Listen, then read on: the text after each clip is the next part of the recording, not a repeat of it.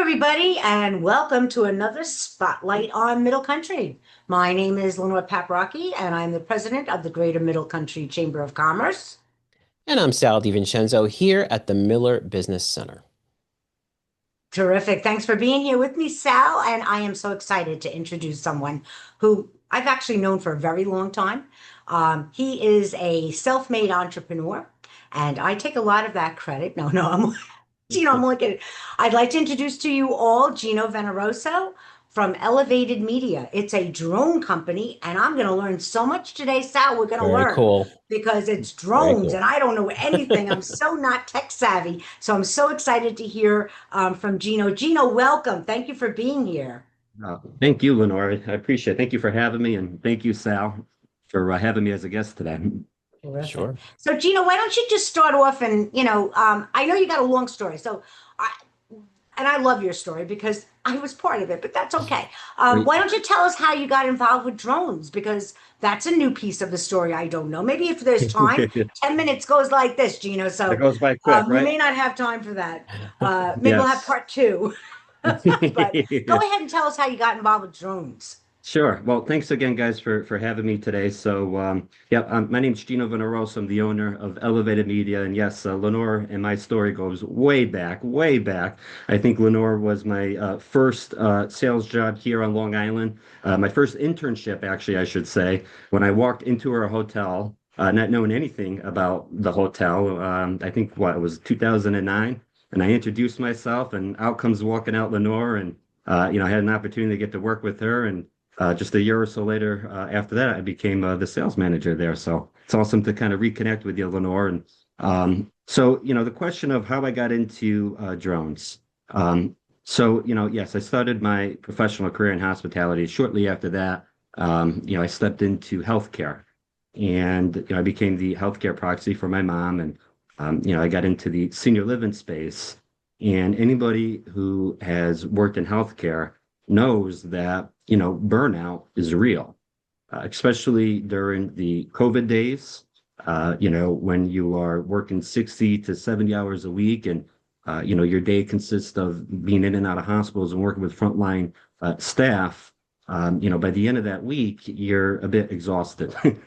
And for me, the way that I would sort of battle that exhaustion, at the time, I was not a licensed pilot like I am today, but I did own a drone. And when I would come home, I would always drive around with a drone in my trunk. And as a way to kind of kill that stress, the exhaustion from the day, I would go to, let's say, a nearby beach on Long Island, could be Cedar Beach or wherever. And the moment that I took that drone out and I fired it up, and then all of a sudden you saw the propellers begin to, churn and rotate. And then I had this really beautiful LCD 4K screen so you could see what the drone would see. And so, that would come up. And then as soon as I ignited it and the drone would literally just descend, it didn't matter what I went through that day, that week, whatever stress I may be carrying, all of a sudden my physiology just literally transformed. My shoulders would go back, my face would relax, my jaw loosened, and I was literally able to breathe again for the first time, since, in a long time. And in that moment, I became hooked. And, after smashing 3 or 4 drones, I decided that this is an expensive sport and a dangerous sport. So I made the decision that I was going to educate myself. And at first, I was motivated by making the money back because, I lost a couple $1,000 smashing these drones. The good drones cost over 1,000. And again, I wrecked them, and I didn't know enough to get insurance at the time. So I did some research, and I found out, look, if you want to make money, there's money to be made in this industry. And at the time, when I first, took interest in flying, the global marketplace for drones at that time was generating $74 billion throughout the globe. And then I dig a little deeper and I found out by 2030, that was expected to grow 30% annually to 163 billion by 2030. And I'm like, this is good stuff. I got to see how to, position myself for, success in this new industry. And so I went and I got my what's called a Part 107A license. Anybody that knows flying, a Part 107A license simply gives you knowledge about the national airspace. So literally, people don't know this, but when you fly a drone, you're operating in what's called Class A, Class B, Class C, or Class D airspace, and it is incumbent on us. It is our duty and obligation to find out which airspace we're operating in, and then we have to get authorization to fly. I never knew that. But if you're doing it commercially, that's what you have to do. So I went through that process, and fast forward a couple years later, now we have real estate clients, development clients. We have social media influencers that reach out to us and they want to do monthly engagement projects to increase their views and their exposure online. So it all started off as just a passion and a hobby. And now it actually, has become a business where we're able to add value to people.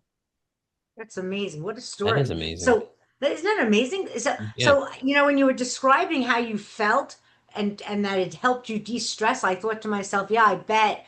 To me, I look at what you described, and you described it so wonderfully. I really had a vision in my head that it was more like almost like experiencing that freedom, the breath of fresh air from everything else, because you can really go up and look at the earth with a very different focus point. Is that what you, 100%. because that's what I felt when you described it. I'm so happy that you felt that because you're spot on. Your experience of it is what I experience, and when we change our focus, we change how we feel. And I'm not sure if there's any pilots as part of the chamber, but when you're flying something like that, you got to really just focus on the flight. You're hyper focused on the flight, and you're gonna be hyper aware. And so yeah, that forces you to delete anything else in the background. And so in a way, it was almost like a form of meditation. you know. Yeah. And then yes, you're up there and it's rejuvenating to see the ground and literally change your perspective from 400 feet above ground level and get to see the waves and the ocean and the beach. And yeah, for 15, 20 minutes, you get to forget about your problems. Yeah. So Gino, question for you. When you are flying, Yes. and you're in a class B or C airspace, one of these more controlled airspaces, do you have to contact the tower or air traffic control? Yes, there's actually there's a system that was just released, which is called the low altitude authorization system. And from that, we don't. It actually streamlines the process. So there is an online version. Through this online version of like a notification, we're able to submit a request to fly. It's called a NOTAM. It's a notice to airmen. And granted, if you could show that you're a pilot and you have your pilot number, they'll give you access. So that's the proper way to do it. That's the Excellent. legal way to do it. Yeah, that's wild. Wild. But before you would have to call, there was a 1-800 number that you would have to call each time, but now they've streamlined it. So you're up there flying with everybody else, all the You commercial are, jets and the private planes and everything. I mean, we don't go that high. I guess technically you can, but there's a ceiling height to how far or how high you could Mhm. fly, which is 400 feet above ground level. Okay. So it's pretty high. Yeah. So I can't believe we're almost coming to the end. It's crazy how that happens. I tell you, 10 minutes go so fast. This was so interesting. Sal, why don't you ask the question you always Yes, ask? the question that we love asking here on the show is why did you become a chamber member? Well, I've been part of the community since 2007 when I first moved to Long Island from upstate New York. And obviously, the relationship that I've had with Lenore over the past 15 years, 16, 17 years, maybe now, Wow. and knowing what she does and her dedication and commitment to businesses moving forward and community service, and then learning that she was the president of the chamber, it's really a no-brainer, for me to be on board and support, my backyard and support Lenore and all the, community services like the library that's available to us here in the Middle Country. I'm excited to continue to learn and explore because I feel like there's so many more resources I've yet to discover. It's terrific. Thank you, Gino. That's very sweet. So, Gino, since we're coming to the end, can you tell everybody how they're going to reach out to you for Elevated Media? How do they hire you for the drone? What's the best way to get you? Sure. So, obviously we have a website. It's www.elevatednymedia.com. So elevatednymedia.com. And then I could also give my telephone number.